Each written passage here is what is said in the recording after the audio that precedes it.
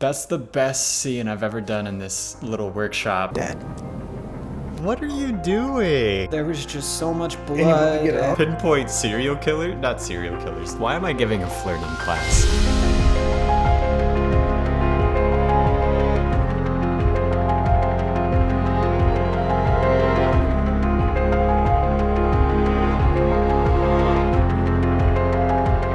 Well, I hope to gain the interpersonal skills that If Hunter Doohan is not on set, I am not gonna get the job. Obviously, he's a phenomenal actor. What are you doing? College interview, tomorrow. So I'm doing my actor voice. Were you blind? NYU? Is that your first choice? My mom went there. And she wants you to repeat her past. she's dead. So we have something. What are you doing? I guess the question matters even more now that we've established dead mom went there. Is NYU your first choice? Yeah, I think so. I mean, New York seems cool. Their photography program seems cool. Okay. You really can't say any of that tomorrow. You won't get in anywhere with that emo vibe. Well, sorry. Dress rehearsal, ready?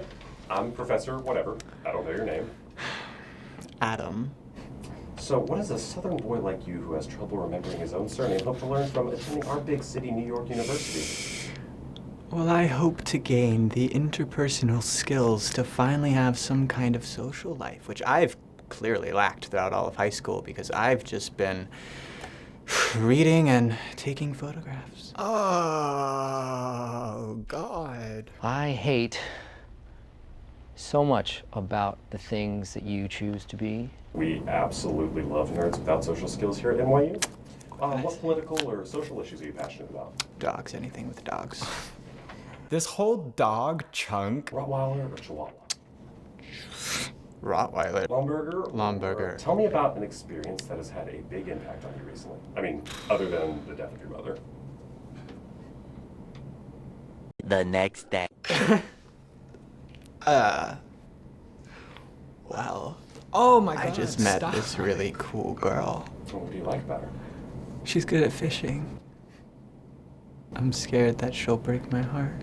Oh no, God. Can anyone tell me what's wrong with him? Forced flirtation is the death of flirtation. The less you try to flirt and the more you... Why am I giving a flirting class? I'm not a good flirt. Wait, can I get your number? I would rather shove a traffic cone up my uterine wall while... I'm back. I know it's been half a second to y'all, but I have been procrastinating on this for an entire month. Going forward, my tongue is injured. Completely my fault. Ow. The next thing I did was, okay, why am I gonna do it again? The biggest issue was how desperate I was for all of the work to be seen. We want people to see all the brilliant moments that are happening. It leads to feeling like we're being beaten over the head with the facial expressions and the extra pointed words. It's usually something that leads to the scene feeling inauthentic and forced. Second, a decent amount of actors when they're first starting, myself included, have a hard time with not laughing or smiling because of three main reasons. One, we naturally want to be liked. This smile becomes this like softer, more likable way of presenting ourselves. Two, nerves. Super easy, just take some breaths in and out. Really try to figure out how to center yourself. And three, duper's delight. It's usually used to pinpoint serial killer, not serial killers, it comes from when we believe that we are pulling the wool over somebody. The side of our mouths will just naturally tinge up. Before you've learned how to fully commit and invest into a scene, there is that twinge of duper's delight that you're convincing the audience that you feel this way when you don't. So going into this scene, my main goals are to let my shell gradually come down, start guarded, and then gradually let her penetrate that wall. Just trust I'm enough. Have that that faith that I don't have to do anything to be interesting or to be talented. I just am. I'm gonna have the frame at a nice close-up so I know I don't have to do anything big with my face. All of the subtle movements will be picked up. And trust the audience. The audience will be able to pick up a lot more than you give them credit. If they don't pick it up, that just means there's extra value in the rewatch because they'll watch and notice all the little things they didn't notice the first time. Okay. After literally procrastinating this scene for like 3 weeks, I'm gonna say the mantra to myself that is very heavily inspired by something that you said. I have zero expectations about how any of this is gonna go. Hey, What are you doing? college interview tomorrow, so I'm just, Reading David Foster Wallace. Oh, the interview scene at the start. Where'd you apply? NYU. Was that your first choice? My mom went there. Ah, and she wants you to repeat her past. She's dead. So we have something in common. Death and grief.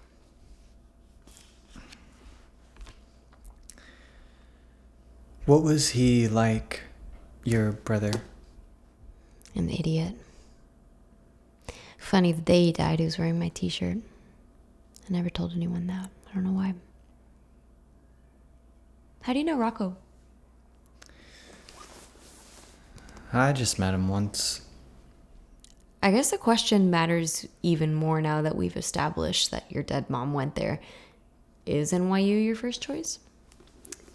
I think so. I mean, New York seems cool. Their photography program seems cool, so yeah, I guess. Okay, so you really can't say any of that tomorrow. You won't get in anywhere with that whole emo vibe. Well, sorry.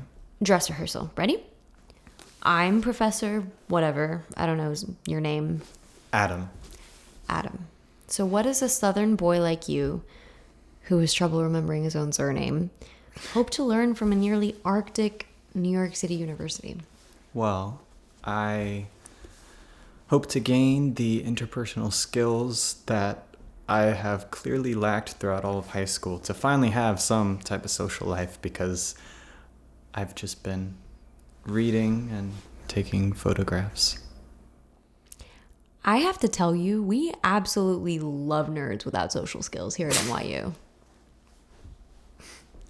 What social issues are you passionate about? Dogs. Anything with dogs. Rottweiler or Chihuahua? Rottweiler. Okay. Great Dane or Newfoundland? Both. Lonberger or? Bomberger. All right, just one last thing. Tell me about something recently that has had a big impact on you. Other than your dead mother, of course. Well, I just met this really cool girl. What do you like about her? She's good at fishing. And I'm scared that she'll break my heart. You're in. Wait, can I get your phone number? No. But you can give me yours. How do you feel about the work you just did?